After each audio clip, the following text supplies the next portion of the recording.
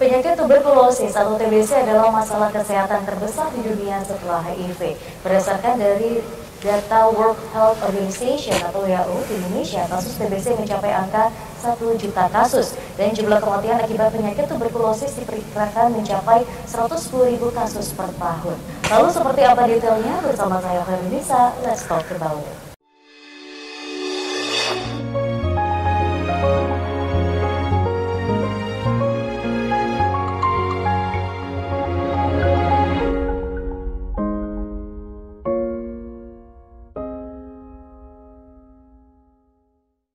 Ya pemirsa, kembali lagi bersama kami dalam program Let's Talk. Telah hadir dua narasumber kita pada hari ini untuk merayakan World Tuberculosis Day, yaitu Dr. Reski Tantula, spesialis paru konsultan. Beliau merupakan staf divisi infeksi program studi pulmonologi dan kedokteran respirasi di FKUB RSSA, dan juga Dr. Bayu Cahya Wibawa selaku subkoordinator substansi pencegahan dan pengendalian penyakit menular Dinkes Malang Kota. Kita sapa terlebih dahulu. Halo Dr. Reski dan Dr. Bayu, bagaimana kabarnya hari ini? Baik, terima kasih ya. Ya, alhamdulillah.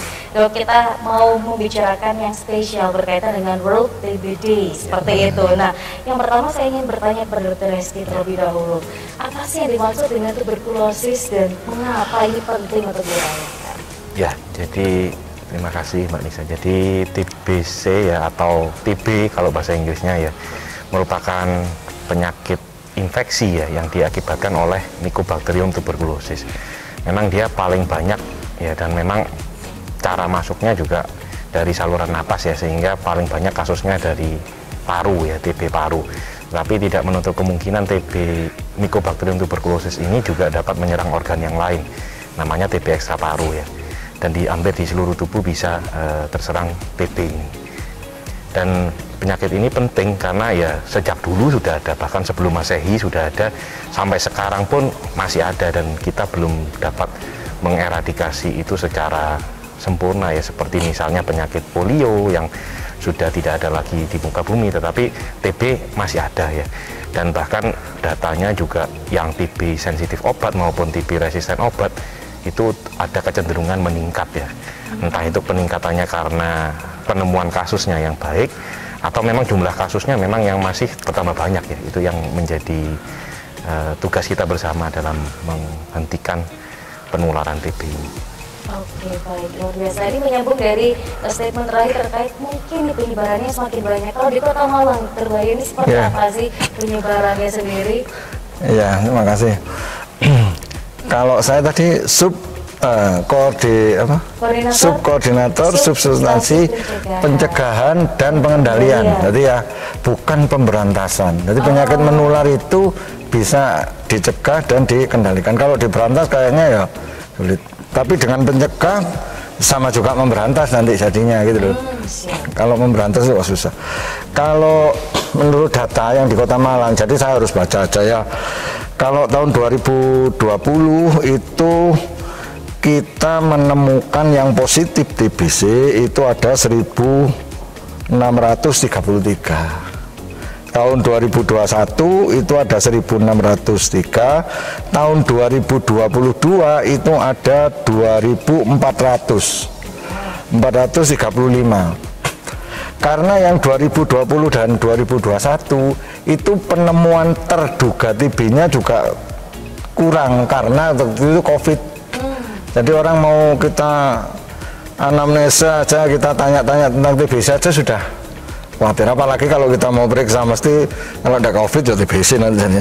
Tahun 2020 ya yang terduga itu kami hanya bisa menemukan 6.800. Tahun 2021 kita yang terduga aja bisa menemukan 5.500. Tahun 2022 kita bisa menemukan 19.800. Itu masuk terduga aja gitu.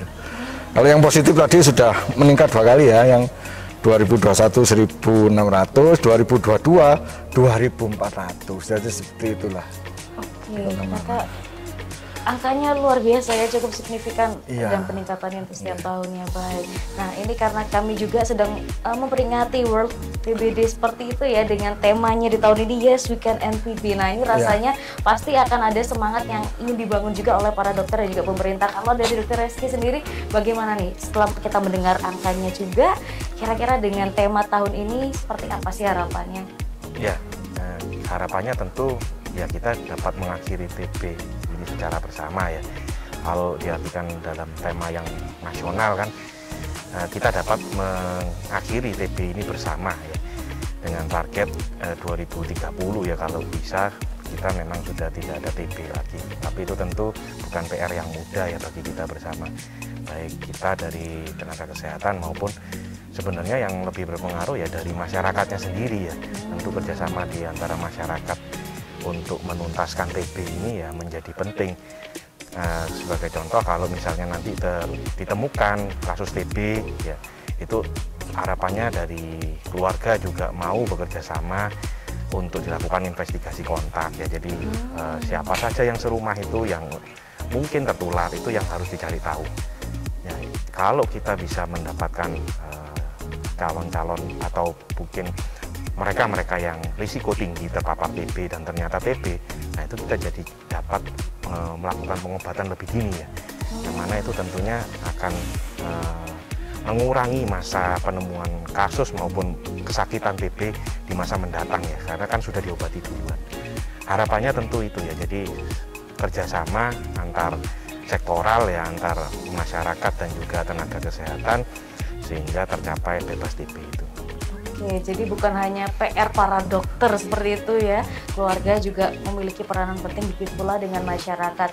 Tapi yang menarik tadi sebelum kita tapping pemirsa, dokter-dokter ini sempat cerita bahwa sebenarnya TB ini masih muncul stigma yang negatif gitu ya, utama tadi Dokter Bayu bilang nggak semua orang tuh mau untuk diketahui bahwa itu merupakan sakit TB, seperti halnya HIV itu sendiri, padahal bahkan itu jauh lebih menular. Nah, rasanya pemerintah juga pastinya punya turunan-turunan program dari temanya tentang Yes We Can End TB, bukan hanya sekedar tema, tapi juga kira-kira seperti apa detailnya nanti kita akan bahas segmen berikutnya pemirsa. Jangan mana-mana, tetap di program Let's Talk.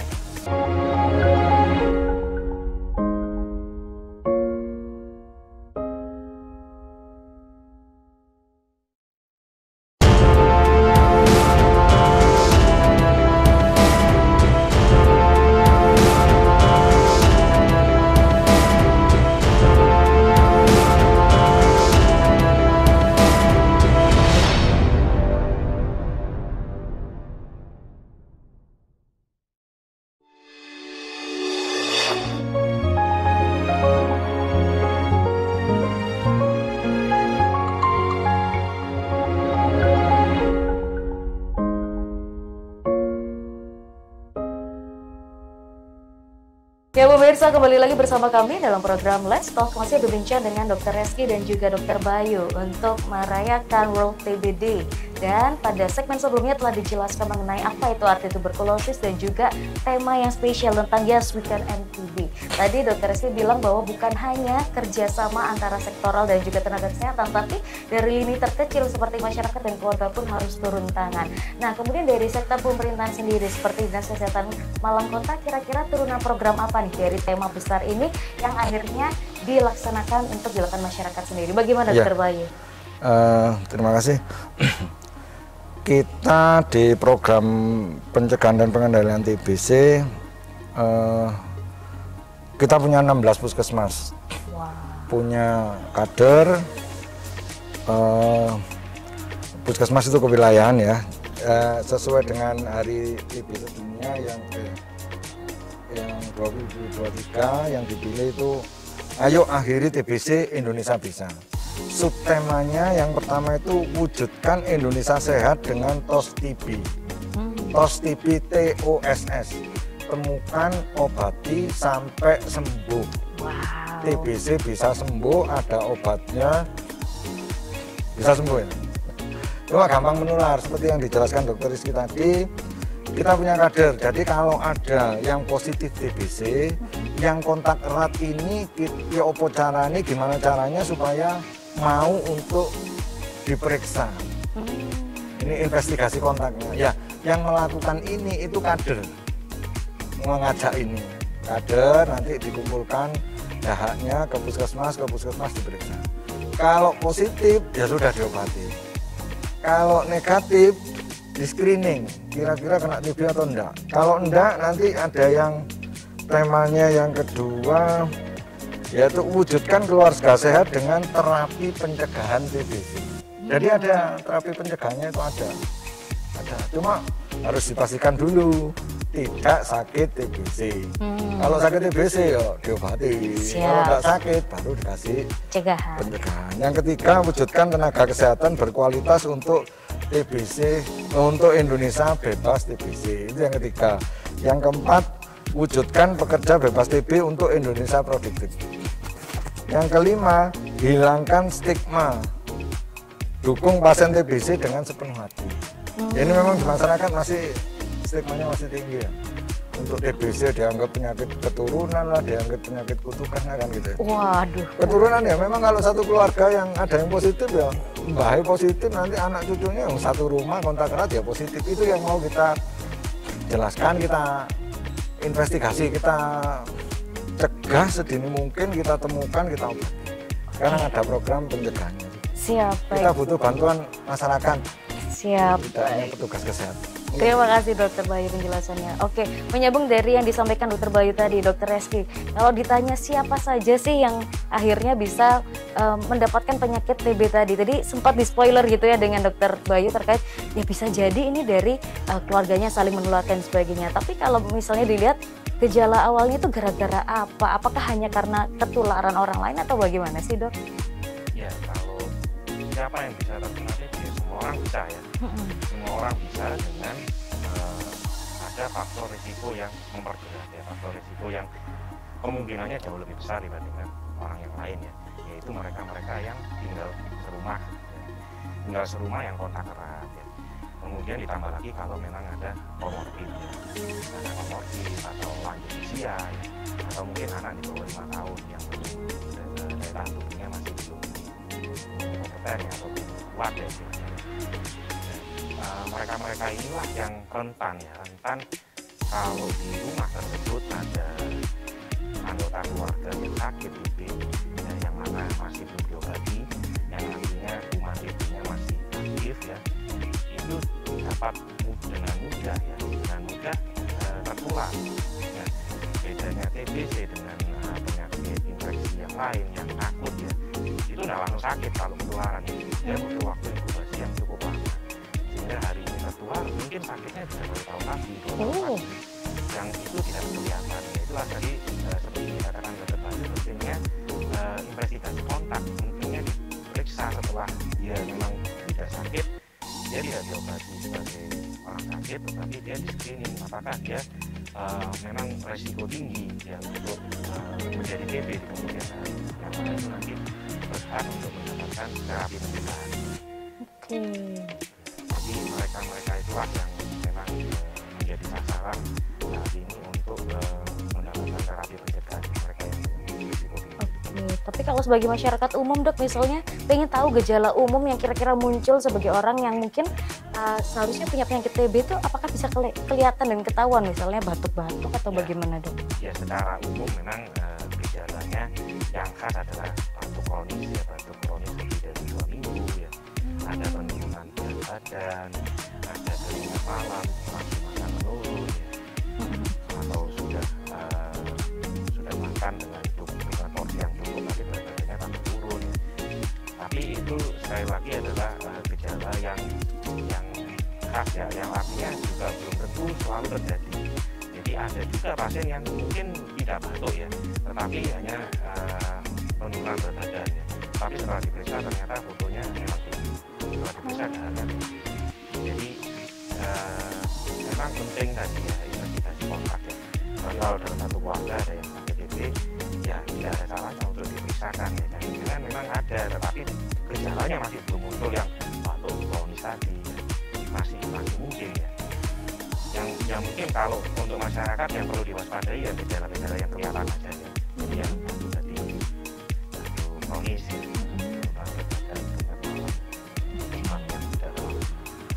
Ketika gejala ini muncul berarti harus waspada dan coba periksakan seperti itu dok ya, langsung ke dokter bagaimana sih cara untuk melakukan pencegahan berikutnya juga. Oke baik, dan ini kalau keluar sakit-sakit gitu berarti langsung ke spesialisnya apa dok? Spesialis paru berarti ya kalau untuk periksa? Bisa langsung ke spesialis paru atau ke puskesmas terdekat. Oh oke, atau bahkan ada kader ya kalau dokter Bayu bilang yang datang ke rumah-rumah juga. Kalau yang tadi dokter Rizky jelaskan, batuk, kronis, demam, tidak tinggi, kemudian malam hari, ada yang sakit di rumahnya atau kontak erat, biasa belanja ke sini ternyata wah ada di sini. Monggo ke puskesmas saja, langsung diem-diem tidak apa-apa. Nanti langsung ditangani ya dok ya. Harus mau untuk diperiksa dahaknya. Oke, gitu. Wah ini semakin menarik dok. Kalau positif ya diobati kan bisa sembuh. Siap. Kalau negatif ya dijaga lagi. Siap. Oke dok, kita masih akan bahas lagi nih berkaitan dengan TB di segmen berikutnya pemirsa. Jangan kemana-mana, tetap di program Let's Talk.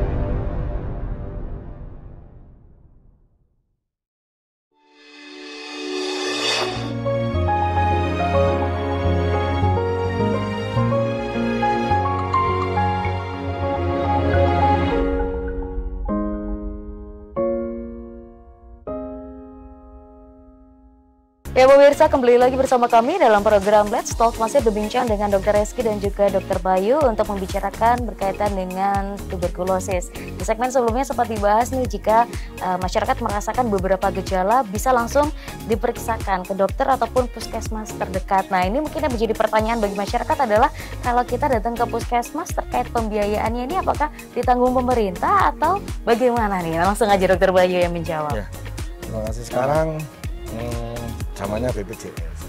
Tapi kalau TBC, penyakit program ini tidak dipungut biaya. Wah. Obatnya enggak, pemeriksaannya juga enggak. Gitu aja. Ya pokoknya kalau ada gejala yang disebutkan dokter Rizky tadi, ke puskesmas saja. BPJS-nya punya atau enggak, ke puskesmas mana aja. Nanti dipastikan, dicek, dikonfirmasi dahaknya. Sekarang pemeriksaannya nggak diinceng oleh petugas. Dahaknya langsung dimasukkan ke mesin TCM, jadi langsung ketahuan nih positif, sampai positif tahan obat pun langsung ketahuan. Jadi nggak diinceng-inceng, wah ini ada kuman TB-nya, enggak. Langsung dipakai TCM. Berarti sekarang semua puskesmas sudah canggih ya dok ya? Jadi mesin TCM-nya di Kota Malang ada RSSA, RST, RSUD Kota Malang sama Ampel Ceraket, masih ada 4. Tapi kita sudah bagi 16 puskesmas dan rumah sakit yang ada di Kota Malang untuk mengirimkan spesimen dahaknya itu ke 4 ini untuk diperiksa. Jadi enggak boleh pakai nginceng-ngincengan lagi kan. Siap. Gratis, biayanya gratis. Wah, oke, berarti obatnya dari program. Siap, berarti masyarakat nggak perlu khawatir ya dok ya. Oke, siap, bisa langsung ke puskesmas. Baik, nah kalau di rumah sakit sendiri dok, untuk tata laksana pengobatannya bagaimana nih ketika pasien udah ketahuan, oh ini ternyata sakit TBC, bagaimana dok kira-kira? Ya, sebenarnya tata laksananya sama ya dengan puskesmas, cuma kan yang menjadi beda antara puskesmas dengan rumah sakit, apalagi Saiful Anwar. Saiful Anwar itu rumah sakit tipe A kalau di Malang, jadi dengan fasilitas yang paling lengkap lah di Kota Malang ya. Sehingga kebanyakan pasien yang ke Saiful Anwar itu sudah melalui beberapa tahap, melalui rujukan dari puskesmas, mungkin ada komplikasi, mungkin ada penyakit yang lain yang tidak bisa ditangani di puskesmas saja, dan itu sudah dirujuk ke rumah sakit tipe C maupun D, yang mana itu nanti juga mungkin tidak bisa atau ada komplikasi lain, atau misalnya seperti yang dikatakan dokter Bayu tadi ada kebal obat, ya tahan obat, itu baru dirujuk ke Saiful Anwar. Nah nanti di Saiful Anwar itu pemeriksaannya lebih banyak lagi ya, untuk kebal obat itu nanti ada kulturnya juga ya, ada pemeriksaan yang pemeriksaan saraf, pemeriksaan mata, pemeriksaan psikiatri dan lain sebagainya, itu yang bisa dilakukan di Saiful Anwar. Tapi secara umum untuk TB yang sederhana yang sama dengan puskesmas sama, jadi kita memang memeriksakan tambahannya mungkin dengan foto ronsen kalau di rumah sakit, sehingga kita bisa tahu kadang pasien TB itu ada yang dahaknya negatif ya, jadi dahaknya negatif tapi foto ronsennya positif, artinya dia tidak, kalau diperiksa dahak saja seolah-olah tidak TB ya, tapi ternyata ada gejalanya dan ternyata fotonya memang TB, itu tetap diobati juga. Oke, pengobatannya berapa lama itu dok? Kalau yang sensitif obat itu 6 bulan. Oh lama juga. Kalau yang resisten obat, yang kebal obat, yang jangka pendeknya 9 sampai 11 bulan, tetapi kalau yang jangka lama bisa sampai 20 bulan ya. Wah. Hampir 2 tahun. Wah luar biasa, dan itu semua ditanggung pemerintah ya dokter Bayu ya? Ya. Oke, wah luar biasa, siap. Kalau COVID kemarin ada vaksin dok, ini kalau untuk TB, kalau kita melihat angkanya tadi yang di segmen awal diceritakan dokter Bayu juga banyak, apa sekiranya ada vaksin dan memang diperlukan? Kalau dari dokter Reski bagaimana?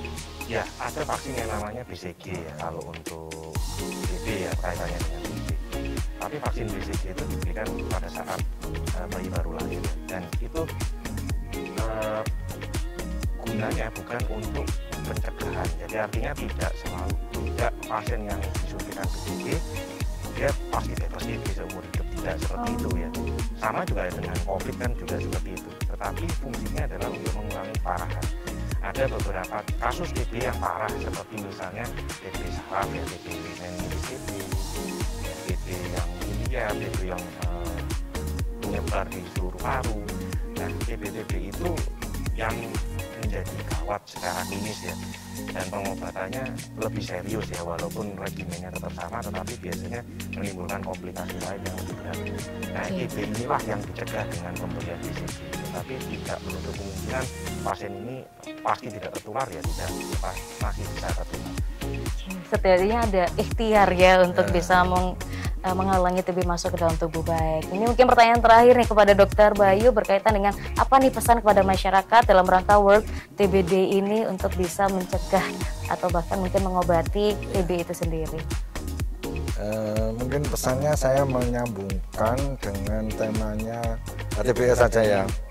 Yang pertama, wujudkan Indonesia sehat dengan tos TB, sudah tadi kita investigasikan. Ini yang kelima ya, langsung hilangkan stigma, dukung pasien TBC dengan sepenuh hati.